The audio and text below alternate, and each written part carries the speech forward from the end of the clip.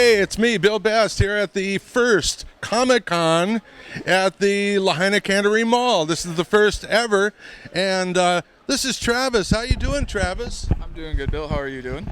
Very, very well. I've been looking forward to this. Of course, we've seen a lot of Comic-Cons on the mainland, but this is the first one on Maui. First one on Maui. There's been several on Oahu, but this is Maui's very first con. We have several industry leaders out here: Steve Aloha, James Silvani, Tad Stone, Aaron Sparrow, Theo Lee. We have a lot of great people out here for this con.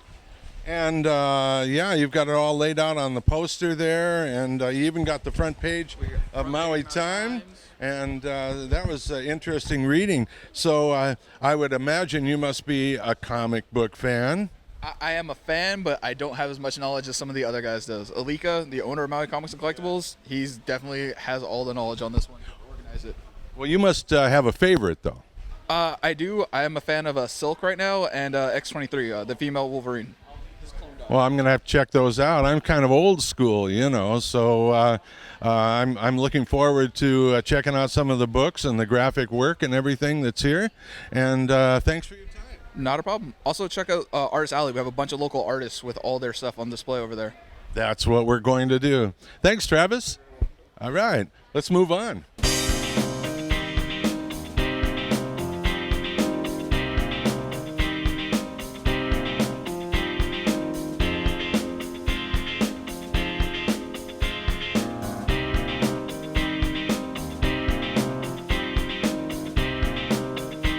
Hey, we're here with Alika Sethi of Maui Comics and Collectibles. Seki, S-E-K-I. Seki. Did I say Seti? As in the search for intelligent life. Exactly. Yeah, you see, that was a little... You're not going to find any here. Little, I'm just going to, just right here. But in the Comic-Con in general, you will. There are tons of great you're people obviously dressed as Obi-Wan. Yeah, it's got to be either Obi-Wan or Qui-Gon. I got the beard, so kind of get the squad. Looking good. Well, what a success this is. The first ever Maui Comic-Con. Looks like you're going to be doing this again. Oh, of course, yeah, definitely. You couldn't stop us. And you've got some incredible artists here who are signing autographs. Local artists. Yeah. Incredible. Give us some names, because I'm not as familiar with the comic book artists these days as I was back in my comic book days. So we've got Aaron Nakahara, who he does like Magic the Gathering and stuff like that. Very popular artist here. Then we've got Canilla Tripp and Theo Lee, who are local independent artists. Canilla Tripp was actually a colorist at Marvel and DC, Wildstorm Comics as well for a while. And then we had Brian Revel and the rest of the Hawaii Comic Book Alliance, Chris Carvalho, Sam Campos, Mark Gould, all those guys, incredible artists. They have their own independent comics printed and published, and we sell them at our store, Maui Comics and Collectibles.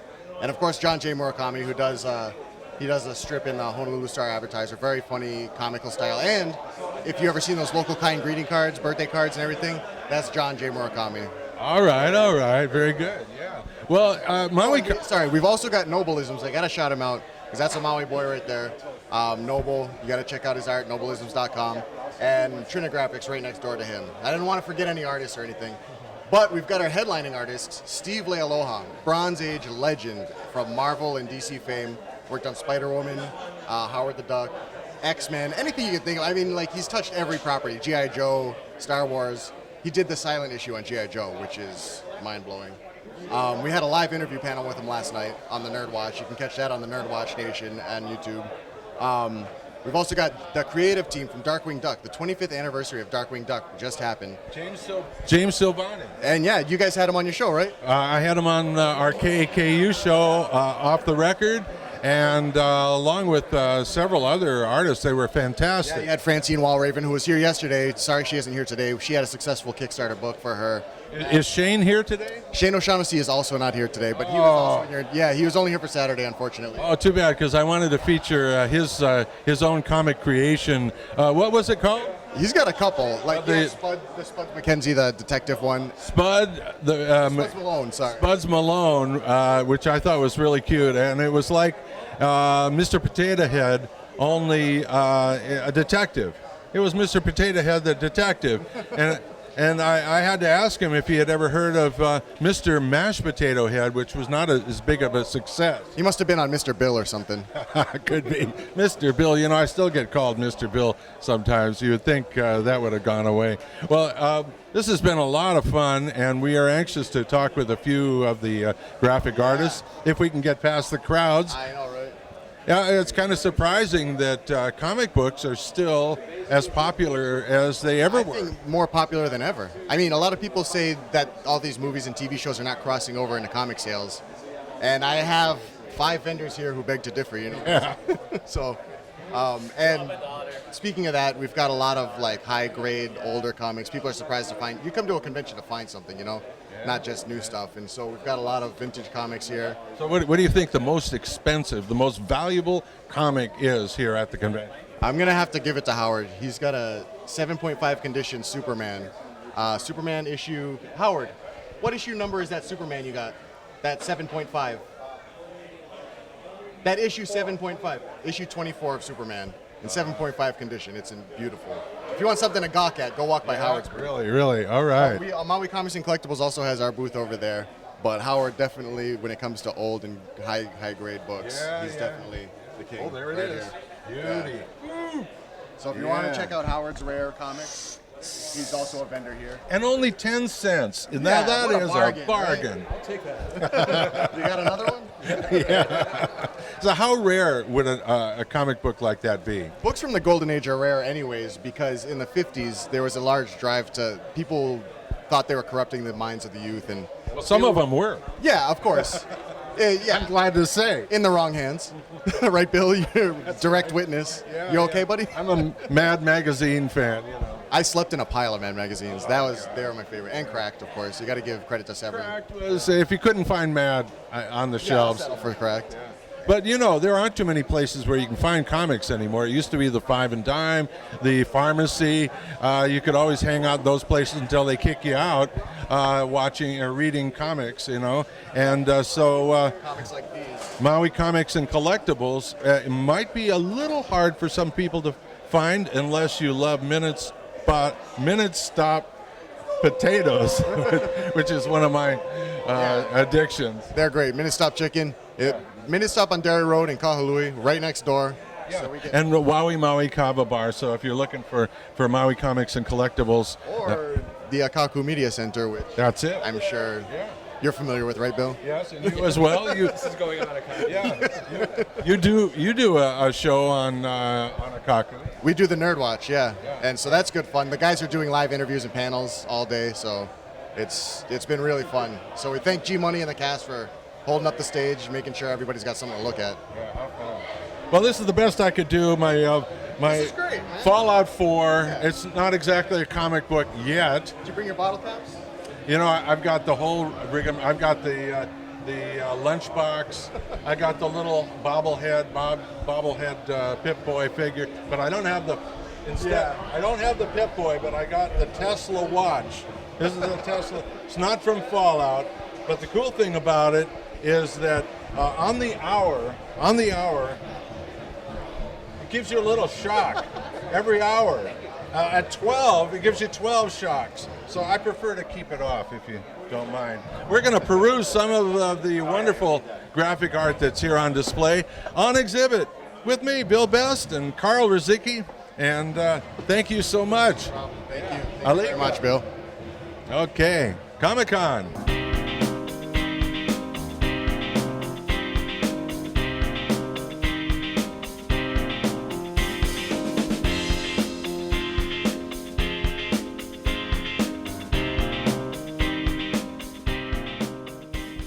We're here with Steve Lealoha. Steve, welcome to the first ever Comic-Con. Well, thank you. It's great to be here. It really is, and it's so exciting to see so many people turning out. A lot of people in cosplay. I did the best I could with my Fallout 4 outfit, but but I see you've got now you didn't design your T-shirt. No, I just thought it seemed appropriate. Yeah, and it's Hawaiian style. Hawaiian style with the kind of a Superman logo, which is a comic I have worked on. So. Yes, I see that, and you've also You did a wonderful illustration for Doctor Strange, which was one of my favorite comics when I was much younger. But you didn't actually work on Is this just a cover or a one-off? Well, here at the conventions, I'm doing a lot of commissions. People ask for characters they'd like to see, but I have worked on Doctor Strange when I worked at Marvel Comics. I worked at Marvel. I drew all kinds of comics and worked on like Howard the Duck and Warlock and Star Wars and Spider-Woman and many, many others. Well, Doctor Strange, coincidentally, is out in the theaters, and I haven't had a chance to see it yet. I hear it's extraordinary, and I couldn't remember what Doctor Strange's powers were from when I used to read the comics when I was a kid. Could you run them down for us? Well, he is the master of the mystic arts. Although actually, they modify it all the time, so it's hard to keep track at any given moment just what he's the master of. But he's lots of magic and sorcery and But he has a magic cape and a magic amulet, right? it's all magical. Exactly. Because I've always wondered, with Superman, well, what's the purpose of the cape? Is it just fashion? Exactly. Just for looks. Just for looks. Of course, he was born in that cape, Superman, and that was protecting him, so it must have some protective powers anyway. Yes, of course they're always changing those stories too, but the original version had his outfit made from the clothes he came with from Krypton, so it's super cloth somehow. And he must have had a suitcase full, because otherwise there wouldn't be enough to clothe his big super body. It seems to last forever.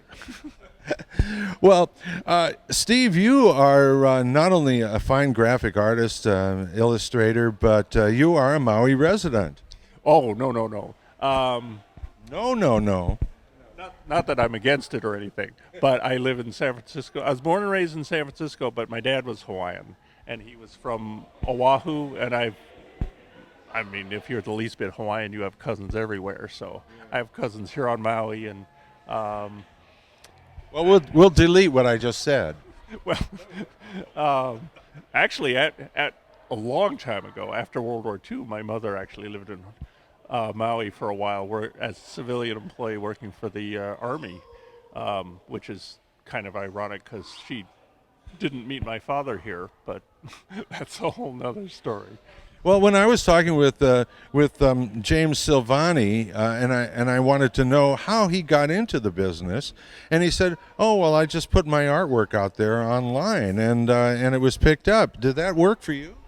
Well, I came around in the pre-online days. There was no such thing, but I did the equivalent of doing that at the time. I took all of my art samples around to local comic book conventions and showed it around to some of the other already working professionals, and eventually got hired to do work, and there's no turning back. So I've been working in comics since 1975. Oh, I love it. I was the regular inker on a book called Fables from DC Comics. And Fables, and it ran for 14 years, and this is some of the original art from that book. This is my inking over penciler Mark Buckingham, and this is sort of the work that we were doing. Wonderful. So, thank you. Well, I love comic books because they pack so much into every frame, and the real clever comic book artists would mix the frames up in a lot of bizarre ways. Just coming to mind, I'm thinking of Winsor McCay and Little Nemo. Well, he was the master of it, and one of the founders of the genre. He was indeed. And he was also an animator, one of the very first animators. Yeah, Gertie the dinosaur. Dinosaur, right. That was one of the first interactive movies ever. Yes, he had a stage show where he would interact with Gertie on the screen behind him. So And Gertie was a black and white drawing, but it was animated, and he would come out on stage and he would call Gertie to come out, and she would come out behind some rocks, and they had some kind of a discourse, and it was you'd probably be able to find it like everything else on YouTube. I think you can. He also had a bit where he would toss a ball to Gertie, and suddenly Gertie would catch it. Yeah, it was really so clever, amazingly clever. And if you're unfamiliar with Little Nemo and the Dreams of the Rarebit Fiend, which is even more rare, Winsor McKay, there are entire volumes of his stuff, and it's just, if you love graphic art, he's Absolutely brilliant stuff. absolutely brilliant. Do you have a website, some way people can find out about more of what you do? No. Facebook, anything? No. I know He's it's very unprofessional. he's like a Luddite, like I am. No. Do you have a cell phone? I just got a cell phone. You're a man after my own heart. Thank you, Steve Lay. Aloha, and keep up the good work. It's inspiring.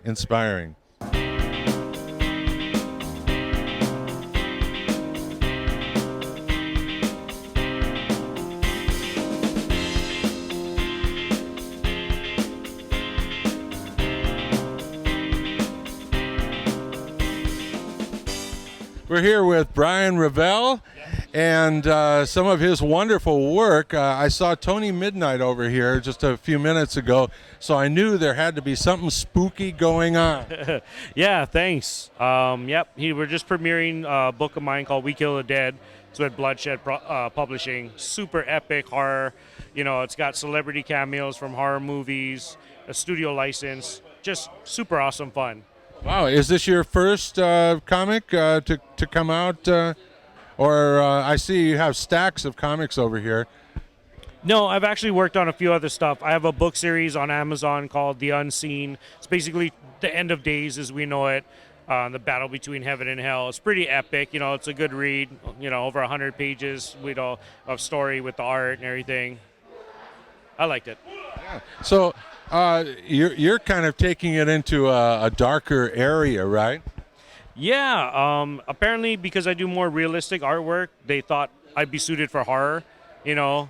So it kind of makes sense. Instead of, you know, your comic-y zombies, these ones actually probably scare the crap out of you. Now, how did you get your work out there? Honestly, social media mostly. And then I joined the Hawaii Comic Book Alliance because I'm from here, and they're like a bunch of awesome guys with extremely talent, and they help me get out there. I go to cons, you know. I'm having a lot of fun working with a new agency now, Asylum, Heather Reed, and a few others.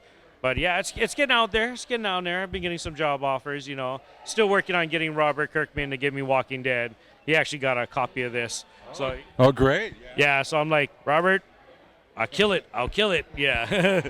Well, you figured out how to kill the dead. Yeah, exactly. That's what this book's all about. Tactical team goes around killing things that go bump in the night.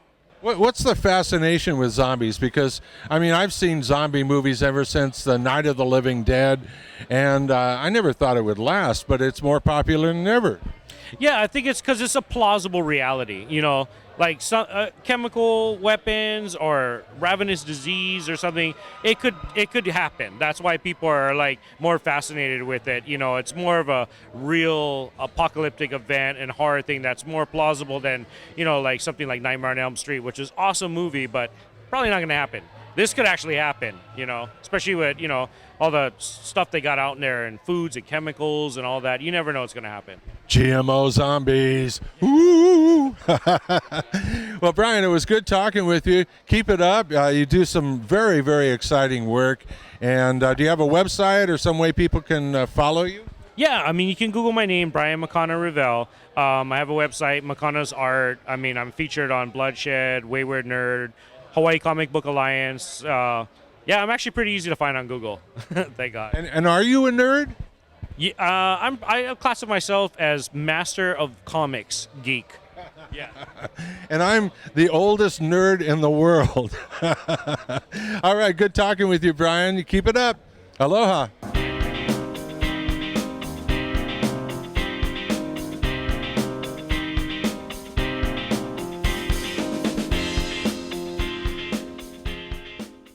We're here with John J. Murakami, Hi, how you doing? Nice to meet you. Yeah.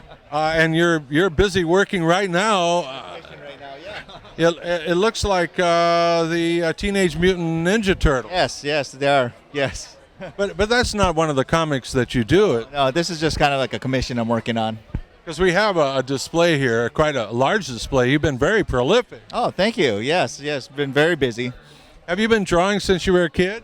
Yes, it's. You're not that old. No, I'm older than I look. You know, it's the Asian gene. You know, we Oh always. yeah, I wish I had some of those genes. But no, I've been drawing ever since as far back as I can remember. Like when I was like 4 years old, and just kept drawing and never stopped. Are you a Maui boy? No, I'm actually from Oahu.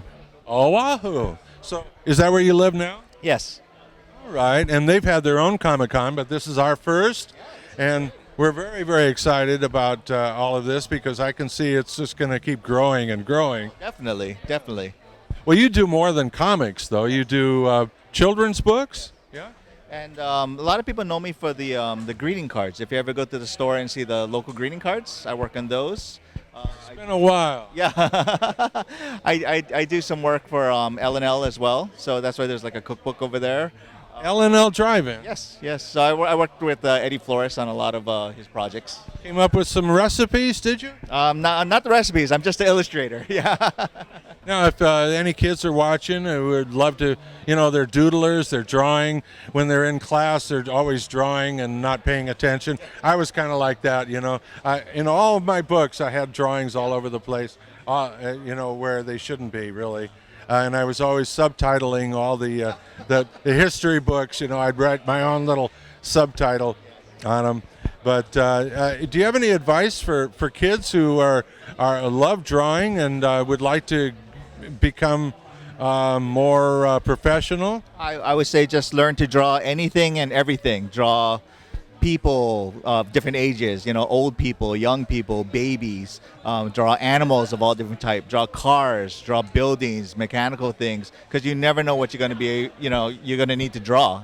I mean, and then the most important thing is to have fun, basically. That's really what it is. It's a self-satisfaction, and you should be drawing because you enjoy drawing, Yeah, and to be able to just draw anything, I mean, that is, it's like being able to play music, just something that really comes from the heart.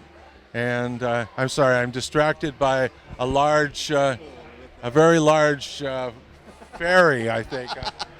That would be the Deadpool fairy. The Deadpool fairy, oh no. Well, John, it was great talking with you. Keep it up, and we hope to see you at the next Comic-Con here on Maui. Yeah, I would love to be here. Thank you so much.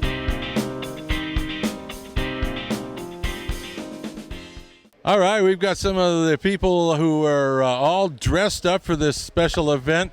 They call it cosplay, but it has nothing to do with Bill Cosby. Thank goodness. Oh, thank goodness.